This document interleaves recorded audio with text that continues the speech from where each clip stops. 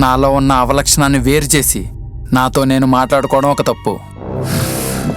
కొన్ని చేయకూడదంటారు. నిన్ను వేరు చేసి తప్పు చేశాను. చూస్తూ చూస్తూ నిన్ను నాలో కలుపుకోలేను.